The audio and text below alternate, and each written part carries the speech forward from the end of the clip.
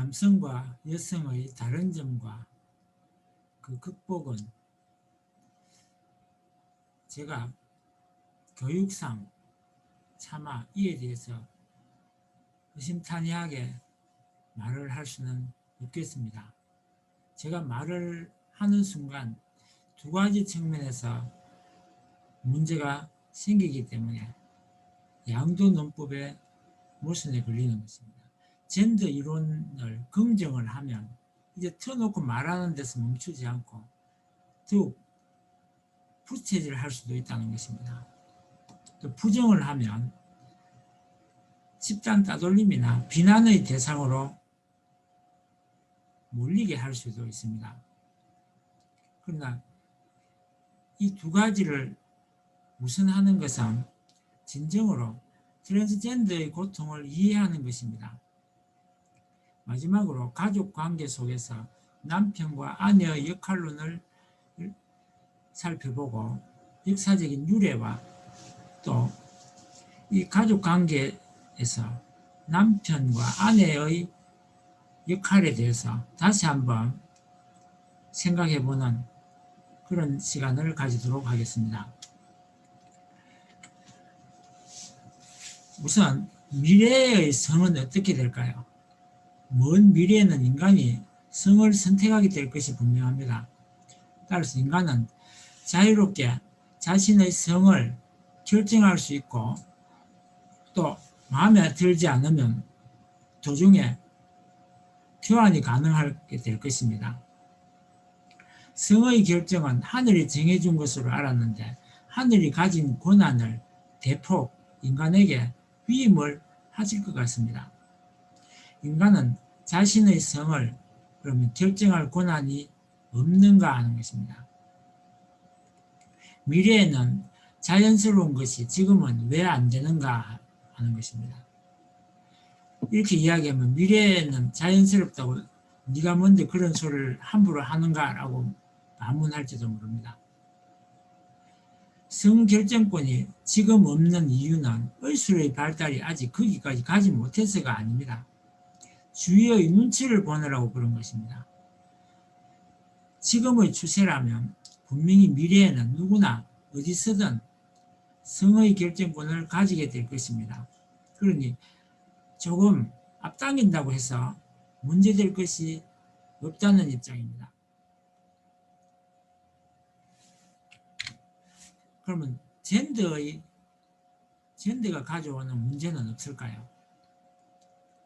젠더는 친구끼리 우애 있게 지내는 것과 사랑은 뭐가 다를까요?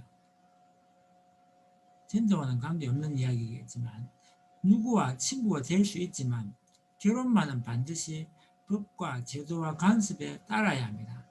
왜냐하면 혼인신고를 해주지 않기 때문에 받아주지 않기 때문에 대표적인 예가 동성동본과 친족끼리의 결혼이나 근친 결혼을 금하는 것입니다.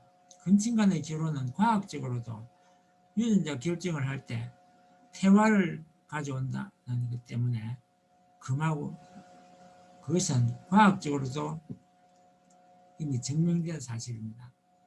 혼인신고를 할 수 없게 되는데 법이 바뀌게 되면 이제 혼인신고가 가능하게 될지도 모릅니다. 아마 그렇게 될 것입니다. 가족 구성원으로 더 이상 부부가 가족 구성원의 유일한 방법은 아니게 될 것입니다. 법이 허용을 하게 변한다면 도덕이나 윤리적인 문제 혹은 종교적 교리상의 문제는 없는가 하는 것을 생각해 봐야 할 것입니다. 허용한다고 해서 무조건 다 해도 좋다는 것이 아닌 것이기 때문에 그렇습니다. 그럼 우선 젠더를 지지하는 사람의 의견을 들어보도록 하겠습니다. 마가렛 미드라는 사람이 성별은 고정된 것이 아니고 각 사회의 생존과 문화적 생활 양식의 소산이며 조건이나 상황이 달라지면 바뀔 수도 있다고 그 연구에서 밝히고 있습니다. 그러니까 마가렛 미드가 부족, 원시 부족들을 살펴보니까 남자란 이러이러해야 한다는 그런 것이 있는 사회와 또 여자란 이러이러한 것이 필요하다는 그런 서로 역할이 다르다는 것을 연구를 한 결과 어떤 곳에서는 남자의 역할이 여자의 역할을 흡수하고 또 어떤 곳에서는 여자의 역할이 남자의 역할을 흡수하는 사회를 보면서 그것이 결코 원래부터 있었던 제도는 아니었다는 연구를 한 것입니다. 그래서 성별에 대해 가지는 고정관념과 지나친 일반화에 대해서 의문을 제기하는 것입니다. 그래서 젠더를 지지하는 사람은 타고난 성과 사회적인 성이 다름을 인정해 달라는 것입니다. 인정하자는 것입니다. 그러면 기존의 입장에서는 가족과 가정은 인간 사이의 근간인데 이 근간이 무너지는 것을 보게 됩니다. 우리가 레즈비언이나 게이, 바이섹슈얼이라든지 트랜스젠더는 인간 사이의 근간을 무너뜨리는 행위라는 것입니다. 왜냐하면 그러면 레즈비언이나 게이나 트랜스젠더 쪽으로 가게 되면 일대에서 모든 것이 끝나버리기 때문에 더 이상 후손이 나오지 않는다는 것을 가지고 말을 하는 것입니다. 우선 이런 생각을 하는 사람은 지저분하게 느끼게 되고 또 혐오스럽게 느끼는 경우가 대부분입니다. 그러나 이해하고 받아들이는 체념형도 생기기 시작했습니다. 자신의 성을 소개할 때 우선 회사에 취직을 하거나 이럴 때 성의 란에 옛날에는 남자 혹은 여자 이렇게 체크를 하게 되어 있는데 요즘은 그것이 좀 복잡해졌습니다. 그 자체를 묻는 것조차 불법이라고 생각하는 사람이 생긴 것입니다. 그래서 기타 이런 걸 넣어줘야 되는 시대가 온 것입니다. 기타라는 것은 묻지마형입니다. 왜 그런 걸 묻느냐는 이겁니다. 본인은 남자로 태어났지만 여자인 경우도 있고 여자로 태어났지만 남자라는 사람도 있고 둘 다 아니라는 사람도 있고 둘 다 속하는 또는 때로 왔다 갔다 하는 사람이 바로 기타에 속하는 것입니다. 그러나 이러한 사람들이 소수에 불과하기 때문에 소수의 의견이나 소수의 입장을 전체가 배려하자는 그런 입장이 바로 젠더의 이론입니다. 누구와 결혼했느냐? 여자는 예를 들어서 배우자가 이런 걸 조사를 하는 게 많았는데 요즘은 그런 거 묻지 말라는 겁니다. 왜냐하면 여자는 남자를 선택하고 남자는 여자를 선택하는 것이 이제는 일반화가 아니라는 것입니다. 이성애자 이외에도 동성애자도 있고 양성애자도 있고 무성애자로 나뉘게 되니까 이게 질문도 함부로 못하는 것입니다. 보통은 옛날에는 어떤 만나게 되면 배우자에 대해서 묻는 경우가 많았습니다. 그런데 요즘은 배우자에 대해서 묻지도 말라는 것입니다. 심지어는 결혼을 여러 번 이혼을 했다가 결혼을 했다가 하게 되면 자식도 자식 관계를 아예 묻지 말라는 것입니다. 그리고 묻지마 형이나 또 왔다 갔다 하게 되면 잘 모르겠다는 형도 있습니다. 자신의 성이 뭔지도 잘 모르겠다는 형도 이제 생긴 것입니다. 앞으로는 제 생각에 아마 중성애자나 자성애자도 나올 것 같습니다. 그런 말이 있는지 모르지만 중성애라는 말은 두 가지 성을 구분하지 않고 다 좋아하긴 하지만 중간인 것이 더 좋다 이런 것도 안 나오겠나 하는 것입니다. 그리고 자성애자란 것은 수선화의 꽃말처럼 자기 자신과 결혼하는 사람도 나올 것 같습니다. 물론 앞으로는 로봇과 결혼한 사람도 나올 것입니다. 이미 인형하고 사는 사람들도 뉴스에 등장을 하고 있습니다. 그러면 다시 한번 질문으로 돌아가겠습니다. 남성과 여성의 다른 점과 그 극복은 이렇게 묻는 이유는 제 생각에는 역할론에 대해서 제고하자는 것이라고 생각합니다. 남성과 여성이 다른 것은 생김새가 다른 것이 구분을 하는 구별점이 기준이 되는 것도 맞습니다.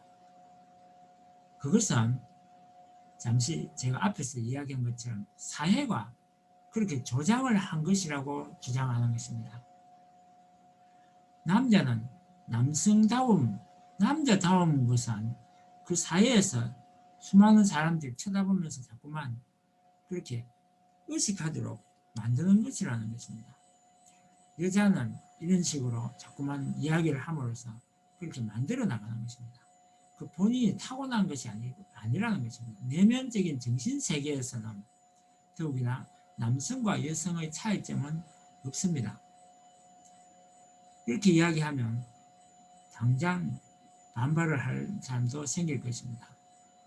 남자와 여자는 이미 생각하는 것이 소극적이다, 적극적이다, 이런 것을 가지고 심리적으로 다른 점을 내세울 것입니다.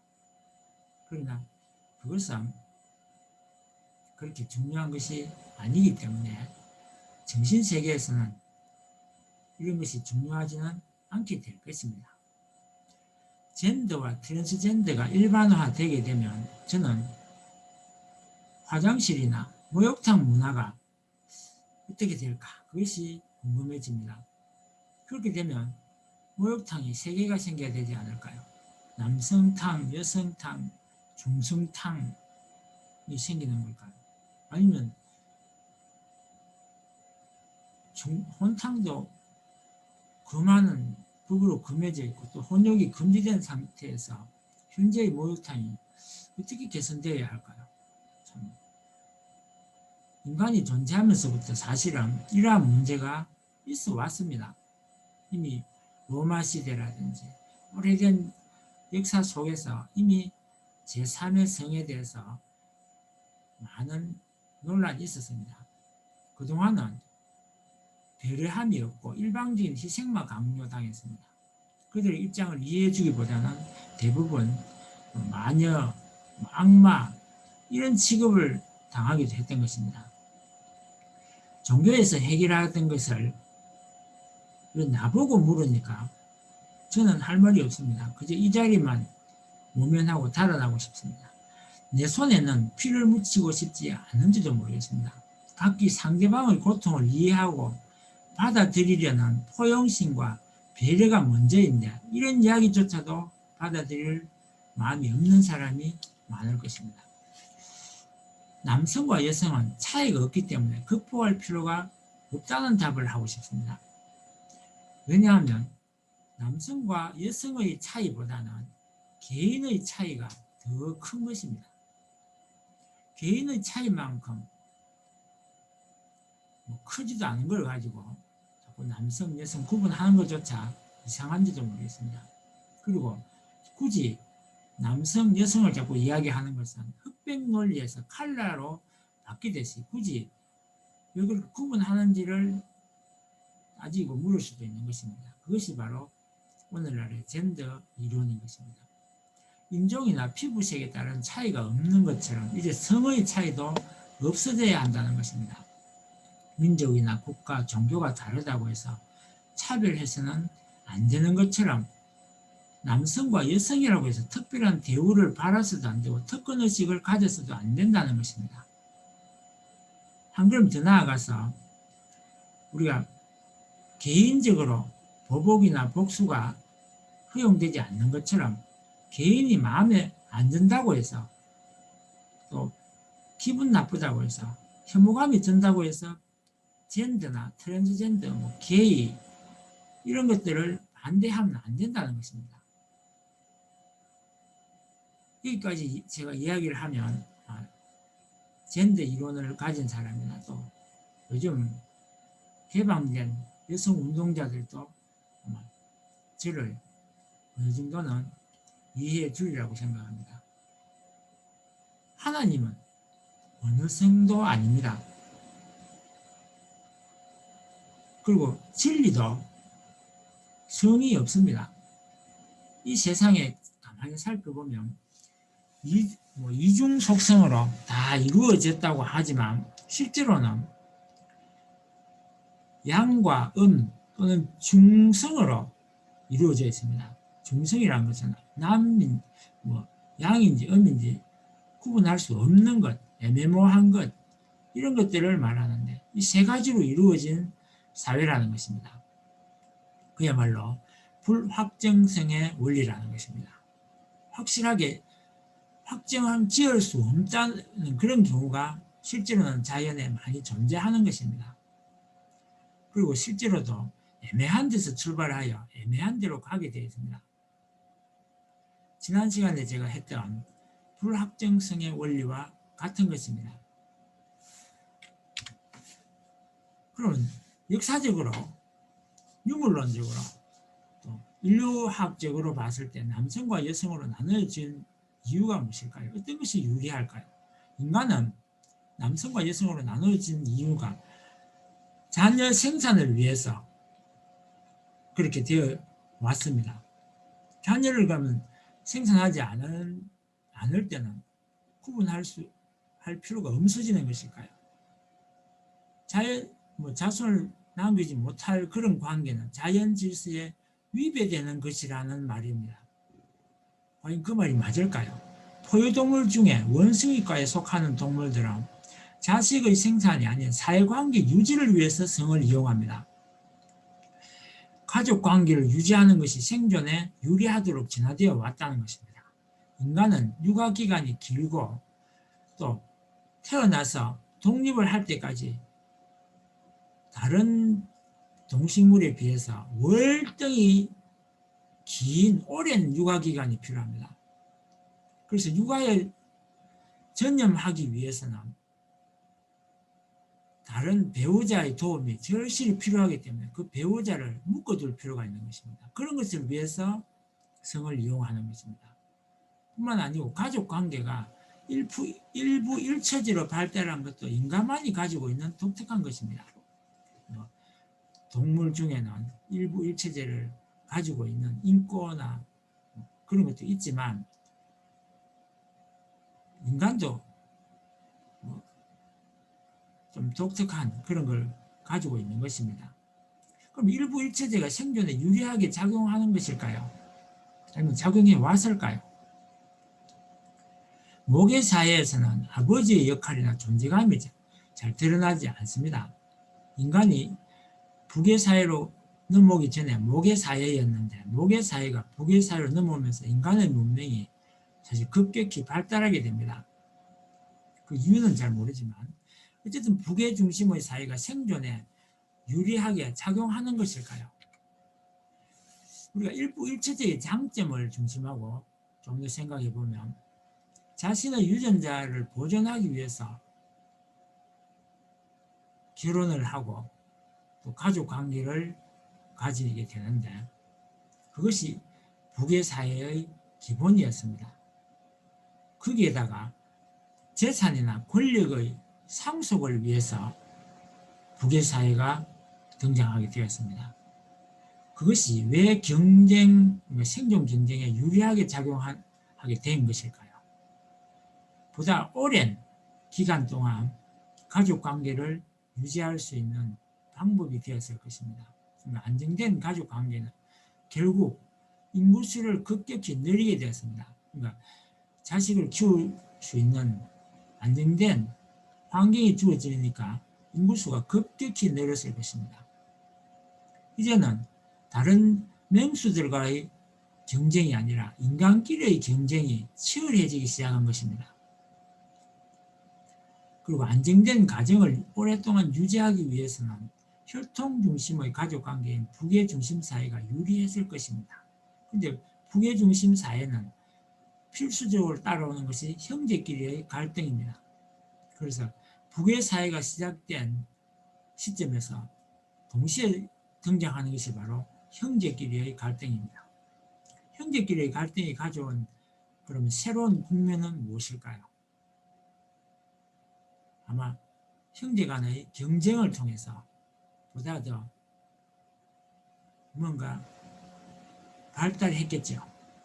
한편 열성적인 태화를 막고 건강한 DNA를 유지하기 위해서 근친 간의 결혼을 금하고 있습니다. 가급적 먼 곳에서 다양한 DNA와의 결혼이 장려되었고 그것이 DNA의 건강한 DNA의 유지에 크게 도움이 되었습니다. 오늘날 굳어진 이성에는 바로 이러한 북의 사회 중심 사회와 그런을 금하는 이러한 것들이 가져온 산물이라고 할 수 있습니다. 북의 중심 사회가 형제 간의 갈등을 심화시킨 것처럼 오늘날의 이 가족 해체 현상은 또 다른 사태를 불러올 것입니다. 구체적으로 어떤 사태를 불러올까요? 앞으로 가족 해체가 실제로 일어난다는 그런 현상을 먼저 이야기해 보겠습니다. 그러니까 인구수가 감소하고 있고 1인 가구가 급격히 늘고 있습니다. 자연 환경이 그로 인해서 복원이 될 것입니다. 사람이 숫자가 줄어드니까 사람들 때문에 파괴된 자연 환경이 복원되는 것입니다. 그리고 인구수가 급격히 감소됨으로써 노동력이 부족해질 것이고 결국 기계를 통한 자동화 시스템이 그런 사회가 앞당겨질 것입니다. 인간 노동의 기계 대체는 결국 기본소득을 지급하게 될 것이고 결국은 놀고 먹는 사람, 기본소득에 그냥 만족하고 사는 사람들도 늘게 만들 것입니다. 또 동시에 사람이 줄어든다는 것은 소비자가 감소가 된다는 것이기 때문에 판매 경쟁이 치열해질 것입니다. 그러면 상품의 질이 틀림없이 향상될 것입니다. 노령화가 가속되고 있는데 또한 인간 수명이 연장되고 있고 의학이 점점점 발달되기 때문에 인간은 수명이 느는 정도가 아니고 앞으로는 자기가 몇 살까지 살 것인지 스스로 선택하는 때도 다가올 것입니다. 부부관계가 성욕 해소를 위한 것에서 드디어 해방이 될 것입니다. 결국은 결혼한 이유가 주로 남성이라는데 그런 위주로 필요에 의해서 했는데 이제는 그런 것이 이제는 필요 없어지게 되면 더 이상 결혼을 할 필요가 없어지게 되는 것입니다. 여성의 입장에서 안정된 외부의 침입으로부터 막아줄 수 있는 힘이 필요했는데 그것도 이제는 필요 없게 된 것입니다. 그래서 결혼할 필요가 여성부터 먼저 없어진 것입니다. 자녀 출산이 급격히 감소되고 있습니다. 어쩔 수 없는 현상입니다. 이것을 막으려고 아무리 발버둥 쳐도 별 효과가 없어지고 있습니다. 그러면 부부관계를 중심하고 만들어졌던 사랑이란 또 정말 아름답게 느껴지는 참사랑이란 아가페적인 사랑인 모성의 어머니의 사랑이 이제는 사라지고 있는 것입니다. 이와 같이 가족 중심적 가치관의 변화는 이러한 지금까지 열거한 열 몇 가지를 통틀어서 다 집어넣고 빅데이터로서 미래 사회를 내다본다면 어떤 사회가 다가올까요? 인간관계가 가족관계에서 이익집단끼리 경쟁관계로 변모하게 될 것입니다. 그리고 경쟁관계에서는 사랑은 필요 없어지는 것입니다.